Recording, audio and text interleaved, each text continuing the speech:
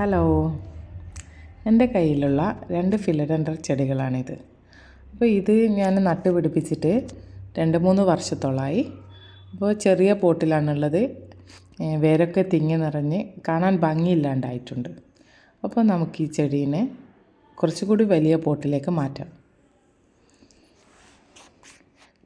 ചെറിയ പോട്ടിൽ നിന്ന് വലിയ പോട്ടിലേക്ക് മാറ്റുമ്പോൾ ഈ ചെടി നന്നായി നനച്ച് കൊടുക്കുക.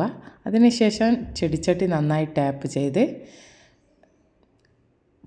വലിച്ചെടുത്താൽ ചെടി പോരുന്നതായിരിക്കും. ചെടിയുടെ വേരുകളെല്ലാം അധികമുള്ള വേരുകളെല്ലാം നന്നായി നമുക്കൊരു കത്തി വെച്ച് മുറിച്ച് കളയാം.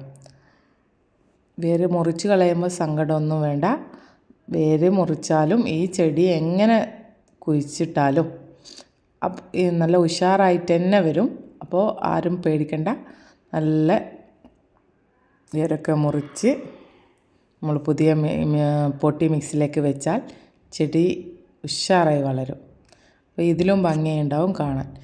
നമുക്കൊരു വലിയ ചട്ടിയെടുത്ത് അതിലേക്ക് ഉണക്ക ചാണകവും മണ്ണും ചകിരിച്ചോറും അതാണ് ഞാൻ എടുത്തത്. അതിലേക്ക് കുറച്ച് മണ്ണിട്ട്, ചട്ടിയിലേക്ക് കുറച്ച് മണ്ണിട്ട് ചെടി വെച്ച്, എന്നിട്ട് കുറച്ചുകൂടി മണ്ണ് ഇട്ട് ഈ ചെടിയെ നട്ടുപിടിപ്പിക്കാം നമുക്ക്. അപ്പോൾ ഇത് കൂടുതലായിട്ട് വെയിൽ ഇഷ്ടപ്പെടുന്നൊരു ചെടിയല്ല.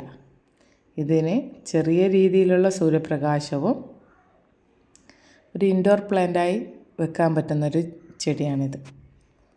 അപ്പോൾ നല്ല ഗ്ലേസിംഗ് ഉള്ള ഇലയാണ്, കാണാൻ നല്ല ഭംഗിയുണ്ട്. ആരും ഇഷ്ടപ്പെടുന്നൊരു ചെടിയാണിത്.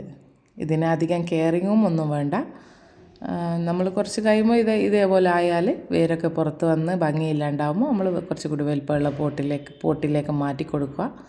അതിനാവശ്യമുള്ള വളവും വെള്ളവും കൊടുത്താൽ അത് നന്നായി വളരും. നമ്മുടെ ഗാർഡനിൽ ഭംഗിയാക്കുന്ന ഒരു ചെടിയാണ് ഫിലഡെൻഡർ. ഈ ചെടി നമ്മൾ വേരൊക്കെ മുറിച്ച് കുഴിച്ചിട്ടതിന് ശേഷം ഒരാഴ്ചയോളം തണലത്തോട്ടേക്ക് കുറച്ച് മാറ്റി വെച്ച് അതിനൊന്ന് കെയർ ചെയ്താൽ അത് പെട്ടെന്ന് തന്നെ പിടിച്ച് കിട്ടും. അപ്പോൾ നമ്മുടെ ഈ ചാനൽ ഇഷ്ടപ്പെടുകയാണെങ്കിൽ എല്ലാവരും ലൈക്ക് ചെയ്യുക, സബ്സ്ക്രൈബ് ചെയ്യുക, സപ്പോർട്ട് ചെയ്യുക.